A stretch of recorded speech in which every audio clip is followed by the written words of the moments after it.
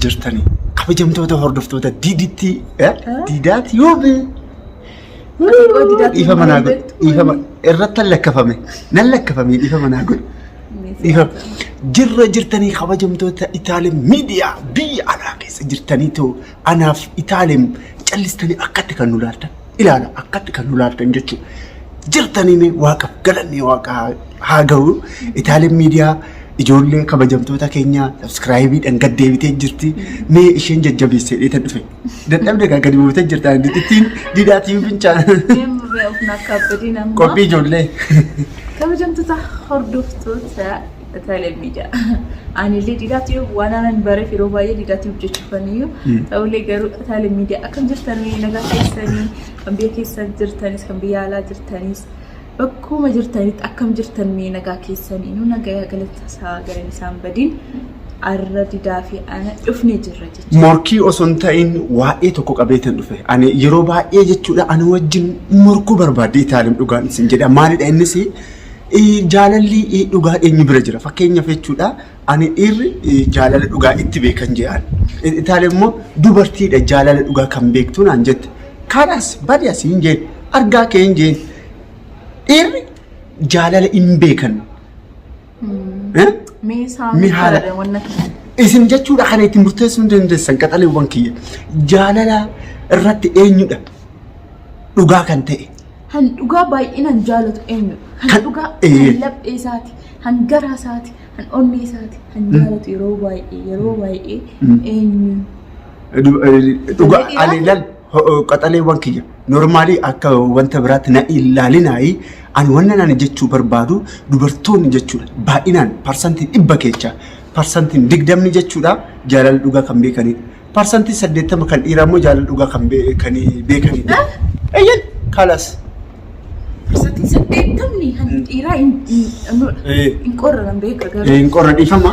asirratti ani maalin jechuu barbaadetanii dhiirri jechuudha dubartiirraa maal barbaadisa tokkoffaa laal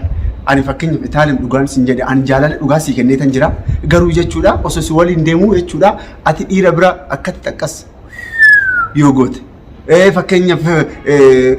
Facebookidhaan yookaan immoo internet onlineidhaan nama wajjin yoo haasofte this is hatattamaan jechuudha connection anaaf kee gidduu jiru addaan cita jechuudha so anarratti jechuudha dhiibbaa uumsa laala bicha waan didaan jechaa jiru laala bicha zif jala dhageeffadha gudiisaa jechuudha dhiirri dhugaadha dubartiin parsantii 20 bicha dheedhe kan yaadoon kan dhiira waliin maana dubartii waliin baay'inaan silkiidhaan haasawu warra dhiiraati dubartiin kan waa'ee biizinesiiti waa'ee ganzabaati waa'ee biizinesii waa'ee hojii adda addaa ani nafixa dur እሺ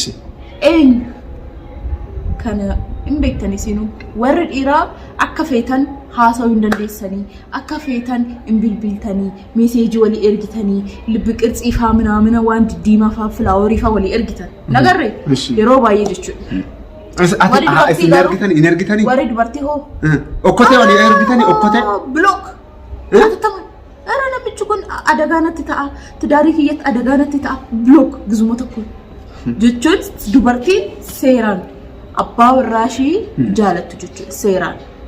hambiraan beeku eeshi qoqqo ani jechuudha ani didittiin jechuudha didittii dargaggaa waggaa 30 ani amma qaxaleewwan kiyya dargaggoo waggaa 30 keessatti jechuudha jireenya baay'ee laayifii baay'een arge dhugaan sin jedha dubartoonni jechuudha bilbila qabatanii osoo wannoo jechuun walumaa galatti waa'ee dhiiraa amala dhiiraa isitanii amalli dhiiraa jechuudha dubartii al tokko bichaa jechuudha iyya dhiiraa keessa haaseentu achiin booda bareedduu haa taatu qoonjoo haa taatu jechuu barbaadetan qoonjoon taane hoo inde fuulli ishii fuula jaldeessaa ta'eedha akkamitti ishee wajji wal bara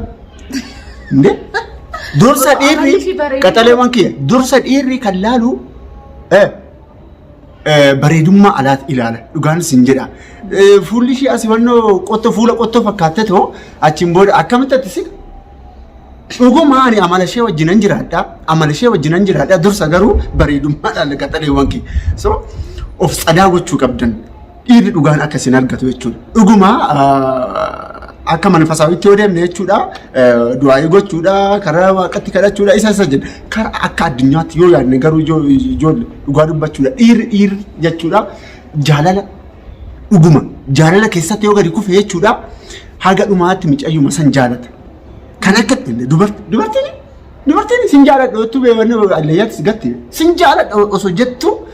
maarayaan sin jaaladha si jaaladha soba baay'een isaanii jechuudha warra dhiiraati warri dhiira jechuudha jaalala dhugaatii jedhanii kabajamtoota keenya gidduudhaan jechuudha nutti dukkanaa dhufe kaameeraan keenya jechuudha baay'ee ibsaa barbaada isa kana ilaalchiseeti garuu jechuudha yeroo biraa sittan deebi'a dhugaasin jedha ani jechuudha dhiirri jechuudha jaalala dhugaa beekanillee hin jiran jedhetan ani kan yaadu dhiifama wajjin jechuudha sagantaa keenya taayitilii keenya jechuudha addaan kunnee jira waa'ee kanaa ilaalchisee jechuudha qaxaleewwan kiyyaa yaada kanaa ilaalchisee yeroo biraa walitti deebina sababni isaatis dubartiin jechuudha dubartiin leeba hattuun hin jirti dubartiin leeba akka dubartiin bareedaan jechuun akka dubartii fi dhiirri walitti hin deemu siruma.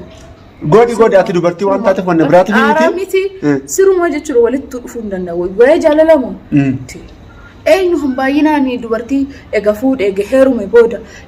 daa'ima takkaa fi lama eega deecha booda handhiisee deemu eenyu dubartiidha moo dhiira? Deecha ishiin bareedummaan ishii jalaa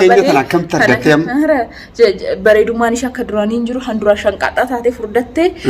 amma dabbataan ishii akka duraanii miti dubulbulii dumbushbushii taatee bareedni ishii jalaa badee kanaafuu kara dubartii biraatti deema baay'een isaanii jechuudha. Baay'een isaanii dhiirri dhugaas hin jira. Dhiirri dhugaas hin jiras hin jedhani. Parsantii 100 keessa 20 iyyuu hin jiru ishee parsantii 100 keessa 80 hin jira dhiirri dhugaan. Mee isa irratti deebina lamaaniyyuu amma nutti dukkanaa jira dhiifama wajjin barri namaarra jira laayitii dhiifama wajjin nu sagantaa keenya jechuudha addaan kutuu hin qabnu turre baay'een isin jaalladha isin kabaja warreen chaanaalii kana jechuudha haaraa taatan Itaalee miidiyaa sabskiraaybii godhaati waa'ee